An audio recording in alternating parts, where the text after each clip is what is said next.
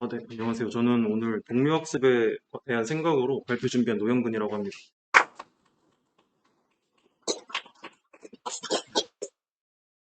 동료학습을 준비한 이유가 이제 GDSC에서도 스터디 많이 일어나고, 그리고 사람들끼리 이제 디스코드에서 공부도 하고, 논의도 하고 해가지고, 동료학습이란 게 필요하기도 하고, 이제 다른 데서 어떻게 이루어지나?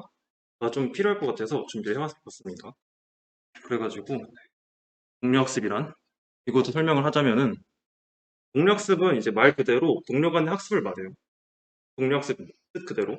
근데 정의를 좀 더 명확하게 짚고 들어가면은 동료학습은 이제 유사한 그룹의 학습자끼리, 그러니까 좀 차이가 많이 나는 사람들이 아니라 좀 비슷한 사람들끼리 모여가지고 서로 멘토 멘티가 되어 서로를 이끌어주는 기업 방법입니다.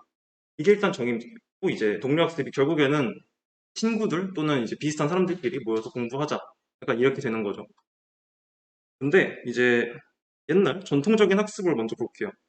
공략습은 이제 최근에 파생된 새로운 이제 교육이나 학습 방법이고, 전통적인 학습을 보면은 이제 공략습과는 많이 차이가 있죠. 전통적인 학습 방법은 이제 교수 또는 선생님이 계시고, 이제 좀 계층적으로 자기보다 좀 더 우월하거나 상위에 있는 사람들이 하위에 있는 사람들을 가르치는 계층적 구조로 이제 학습이 이루어져요. 그래가지고 좀 뭐 한마디로 정리하면은 자신보다 우월한 사람이 가르침을 전수주는 방식입니다. 이게 지금까지 이루어졌던 뭐 전통적인 학습 방법이고, 그에 비해서 동료학습은 모두가 수평선에 있는 공정한 위치에 있는 학습 방법이죠. 그래서 동료학습은 결국에는 여기까지가 그냥 수평적인 관계에 있는 사람들끼리 공부를 하자라는 겁니다. 근데 전통적인 학습 방법이 이제 뭐 문제가 있어서 동료학습이 나왔다 뭐 그런 건 아니고, 이제 정통적인 학습 방법 또한 지금까지 큰 문제 없이 제 기능을 해왔는데, 근데 이는 정보를 쉽게 구할 수 없을 때의 얘기였고, 이제 저희가 정보를 이제 쉽게 구할 수 있게 되자 조금 의문이 들기 시작한 거죠. 아, 이게 정보를 너무 쉽게 구할 수 있고, 이제 옛날과 다르게 상급자 존재 자체가 정보였던 시대랑 다르게 요즘에는 그냥 구할 수 있으니까, 내가 굳이 상급자를 찾아갈 필요가 있나? 라는 생각이 든 거죠. 이제 뭐 그런 의문이 들기도 시작하고, 이제 굳이 상급자를 찾아가지 않아도 자료를 학습하면서 이제 실력을 늘릴 수 있으니까 이제 계층적 구조의 필요가 있나? 라는 의문이 들기 시작한 거죠. 그래서 이런 의문과 함께 동력습이 시작이 됐다고 볼 수 있습니다. 그래가지고 이제 동료학습이란 말은 약간 거창해 보일 수 있습니다.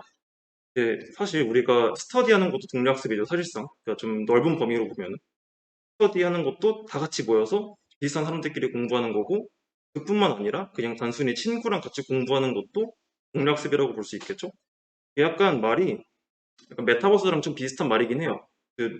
약간 따지고 보면은 메타버스도 그 이전에도 약간 게임의 형태로 있었는데 최근에 어떤 단어로 정립돼서 나온 거잖아요. 그래가지고 이제 동력습도 뭐 점부터 있던 건데 약간 단어를 붙인 게 아니냐 할 수 있어요. 그런데 이제 동력습은 스터디와 단순히 공부하는 것과는 좀 차이가 있다고 말씀드리고 싶어서 이제 그 차이점을 보면서 설명을 드리려고 합니다. 그래서 이제 사례를 보면서 차이점에 대해서 한번 볼게요.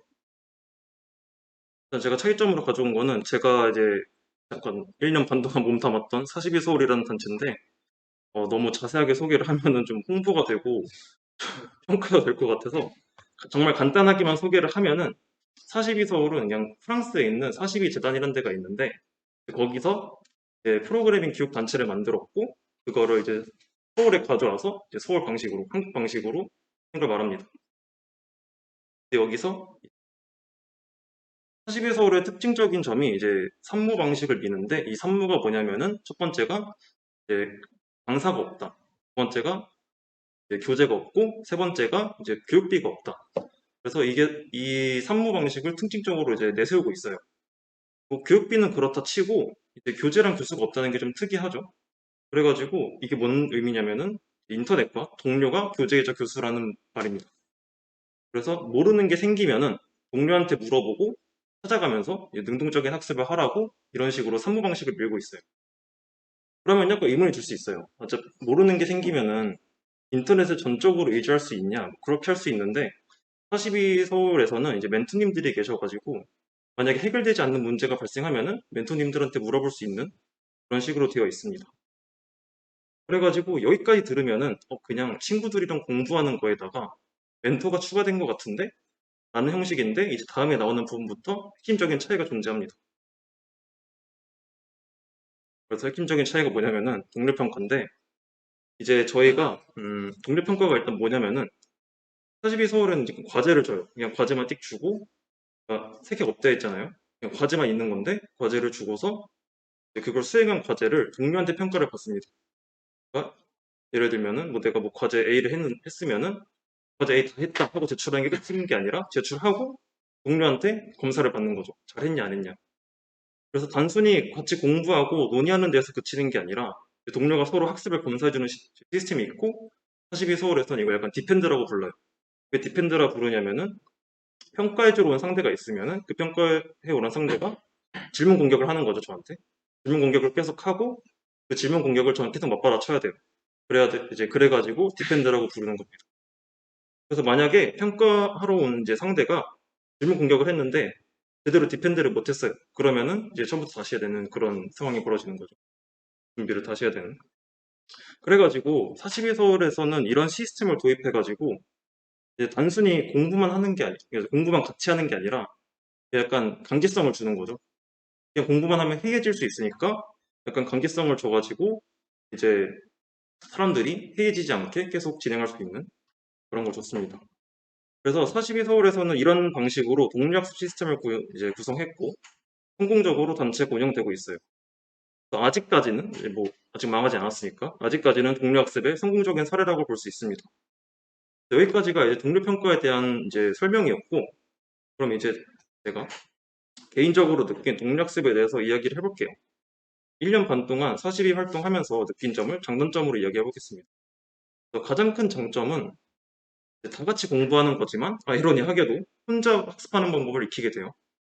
동료평가라는 시스템 때문에 동료에게 설명을 제대로 할 수 있어야 하고 학습의 기준을 남에게 설명할 수 있는가로 잡게 됩니다. 그래가지고 또한 동료학습이라고 해도 항상 같이 공부하는 건 아니니까 혼자 공부하는 시간에는 항상 남에게 설명할 수 있을 때까지 공부를 하게 되는 거죠.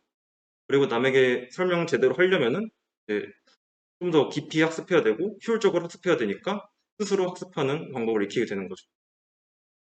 그런 장점이 있었고 나머지 장점들은 뭐 논문에도 나오고 많이 있는데 너무 얘기하면은 논문까지 끌고 오면은 편향적인 그게 돼서 장점은 이렇고 단점은 이제 이런 문제가 있습니다. 가장 큰 단점이죠. 집단이 모였는데 그 집단에 뭔가 아는 사람이 없다. 특정 주제에 대해 아는 사람이 없으면은 다 같이 처음부터 공부해야 되는 이제 비효율적인 게 존재하는 거죠. 근데 어떤 뭐 예를 들어서 자료 구조에 대해서 공부한다고 모였는데 자료 구조에 대한 이제 대해 아는 사람이 한 명도 없어요. 그럼 다 같이 모여봤자인 거죠, 사실. 물론 그런 문제를 42 서울에서는 멘토님들을 둬가지고 해결을 하기는 했는데 거기는 단체가 크니까 가능한 거고 일반적으로는 약간 힘들다고 볼 수 있는 거죠. 만약 그런 일이 발생한다고 하면. 그리고 또 다른 단점으로는 물론 슬라이드가 없지만 각자의 성장 속도가 다르기 때문에 성장 속도가 너무 빠른 사람이 존재하게 되면은 그러면은 그 사람은 집단 내에서 유의미하게 얻어질 게 없어요. 그래서 이렇게 혼자 달려가는 거죠, 사실상. 근데 그런 경우에는 동료학습이 약간 의미가 없어진다라는 문제도 발생합니다. 그래가지고 이런 장단점을 봤을 때 제가 결론을 내자면은 결론적으로 이제 완벽히 대체할 만한 학습 기호법은 아닙니다. 하지만 이제 상승곡선이 있잖아요. 그 학습에 대한 상승곡선에서 가파르게 상승하는 구간에서는 정말 효율적이라고 생각을 해요. 이제 전통적인 학습 방법을 완벽히 대체하기 힘들고 언젠가는 상급자의 도움을 받아야 될 때가 있어요. 왜냐면은 상급자의 그 노하우가 필요할 때가 있으니까. 그래가지고 상급자의 도움을 받기 직전, 바로 약간 좀 완만해진 저기 직전까지는 동료학습이 굉장히 효율적이라고 볼 수 있는 거죠. 그래서 제가 생각했을 때는 이제 동료학습은 효율적이지만 그렇지만 항상 효율적인 건 아니다. 일정 구간에서 정말 효율적이고 그거를 잘 사용하면은 훌륭한 기업 방법이 될 수 있다. 게 제 결론입니다. 그리고 제 발표는 일단 여기까지 하도록 하겠습니다. 네.